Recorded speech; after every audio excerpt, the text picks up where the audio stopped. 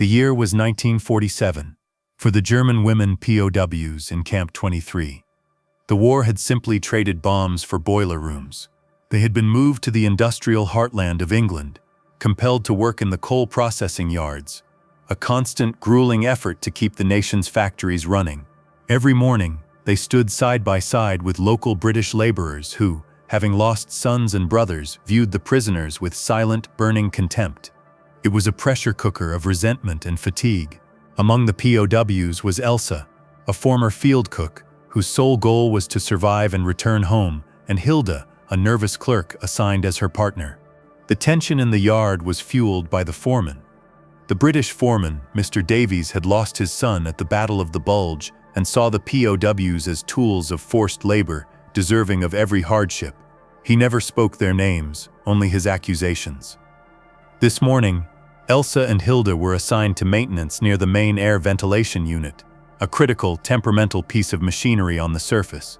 Davies watched them with hawk-like suspicion, waiting for any mistake that could justify his hate. Then came the sound that stopped time. It wasn't a slow rumble, but a sharp, metallic thud followed by a terrifying hiss. And then the complete, unnatural silence of the ventilation system stopping. Airflow in the shafts below ceased instantly. In this environment, the machinery stopping was an immediate danger, a threat of fire, explosion, or suffocation from methane gas. Panic erupted among the British workers who knew the stakes for their comrades underground. Foreman Davies needed a scapegoat. He didn't run towards the unit to assess the damage.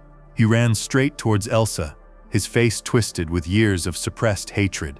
"Sabotage! Sabotage!" he roared, his voice echoing across the yard. It was the German women. They destroyed the gear. They want revenge. He grabbed a heavy metal tool and swung it, stopping just inches from Elsa's head. He didn't need proof. The presence of the enemy near the critical equipment was all the evidence his prejudiced mind required to justify his wartime loss. The charge was swift and brutal. Sabotage of this kind, especially post-war infrastructure critical to survival, was punishable by death. Elsa and the other POWs were immediately rounded up. Their desperate protestations of innocence were drowned out by the shouts of the enraged British workers, all eager to shift the blame from a technical error to a foreign enemy.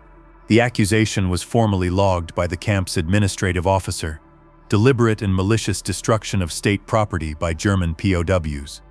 Elsa was dragged away to solitary confinement, facing a court-martial where the verdict seemed already decided by hatred. Captain Alistair Davies was appointed to the investigation. The camp commandant, Major Thompson, demanded a swift report confirming the POW's guilt to prevent further local unrest. He didn't want justice, he wanted convenience. But Captain Davies was a lawyer by training, meticulous, cold, and utterly devoted to the black and white code of military justice. He arrived at the chaotic industrial yard, not with the intention of punishing, but with the cold, precise intention of uncovering the facts, regardless of whose uniform those facts favored. Captain Davies began his work not in the interrogation room but in the grime. He ignored the pressure from his superiors for a quick resolution. He first visited the industrial yard where the ventilation unit had failed. The site was chaotic, but Davies moved with clinical detachment. He didn't look at the mud, he looked at the shear pin housing. He didn't look at the smoke damage, he looked at the metallurgy of the fracture. His initial findings were clear. The damage was precise, but it bore the signature of mechanical fatigue, a structural failure, not a crude manual attack with a simple tool. Sabotage, if it occurred, was subtle, requiring technical expertise the POWs, a cook and a clerk, were unlikely to possess. The first interview was with the primary accuser, Foreman Davies. The foreman arrived at the temporary inquiry office with mud on his boots and venom in his voice. He demanded vengeance. "Why are you even investigating, Captain? They are Germans. They were taught sabotage since kindergarten. They want to see us dead."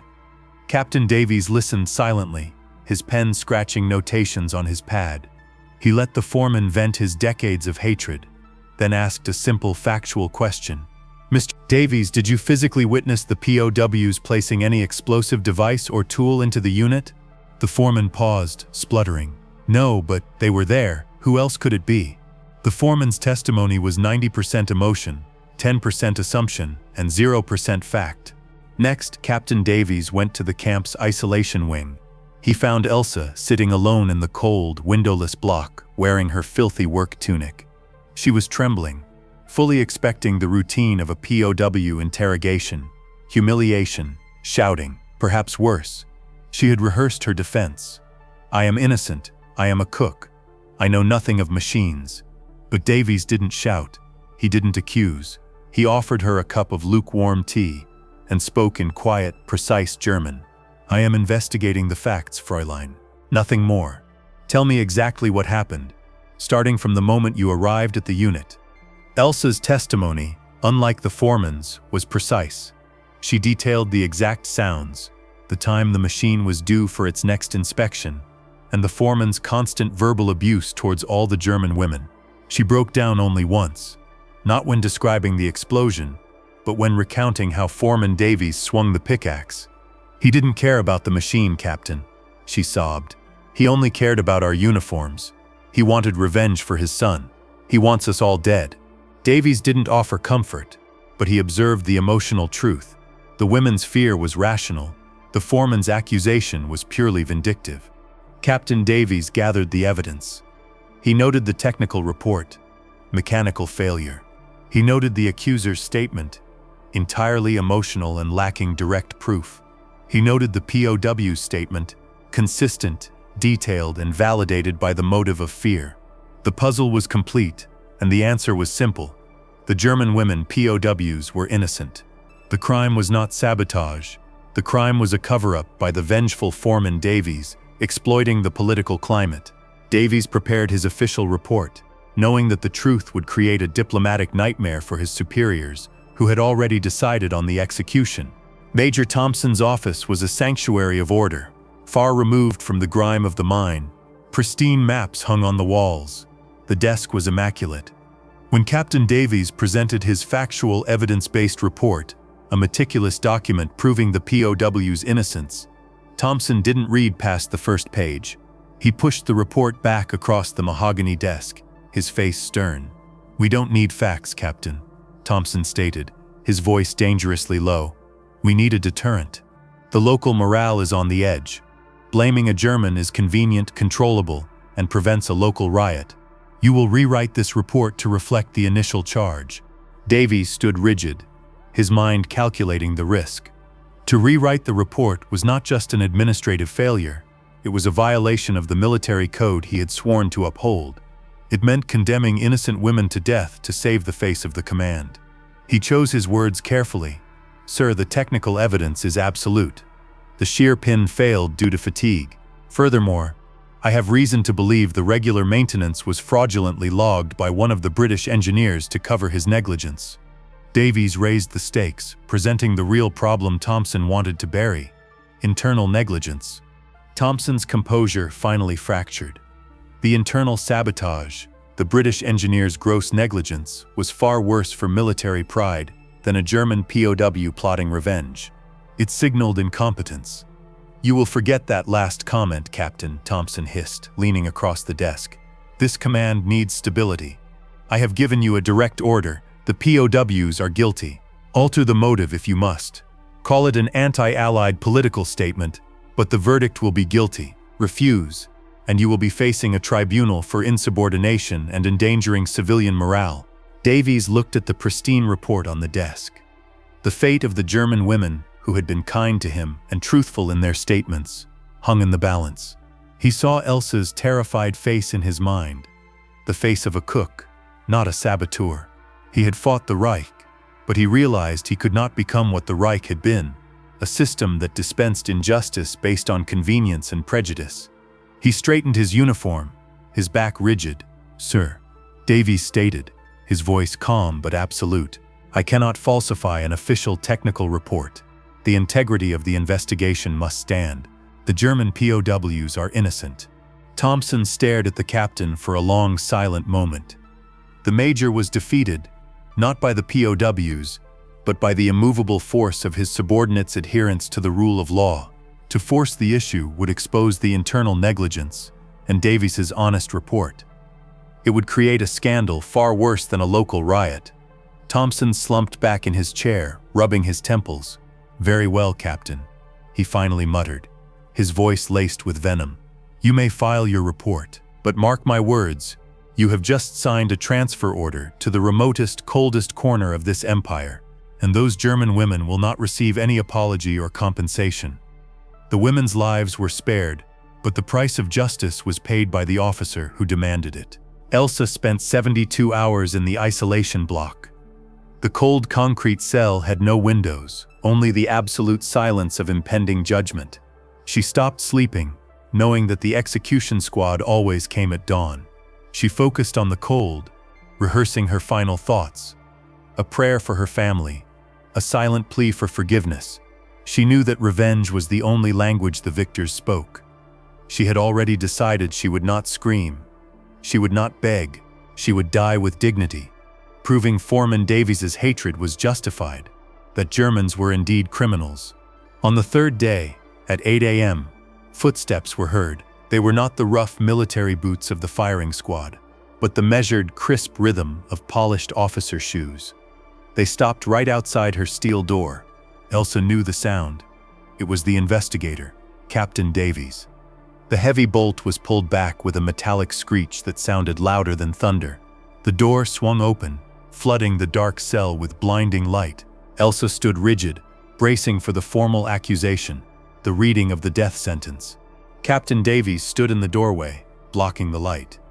He didn't enter the cell. He didn't look at her with accusation, pity, or victory. He looked at her with the same cold, professional detachment he had shown at the interrogation table. He held a simple slip of paper. "Fräulein Elsa," he stated, his voice devoid of emotion. "The investigation into the sabotage charge is concluded. The verdict is exonerated. The failure was mechanical. You and the other women are cleared of all wrongdoing. You will report back to Barrack 4 immediately." Elsa did not understand. The word exonerated was a foreign concept, alien to the reality she had known. She had been taught that the system of the enemy only produced guilt and death. She had seen the raw hatred in Foreman Davies's eyes. She waited for the trap, for the hidden clause that would lead to her punishment. But the foreman," she finally whispered, her voice raw. "He said we would pay." Davies looked at her, his expression finally shifting, acknowledging the immense cost of this moment. Foreman Davies was mistaken. He stated simply, "Military law requires facts, not vengeance." He turned to leave, his duty done.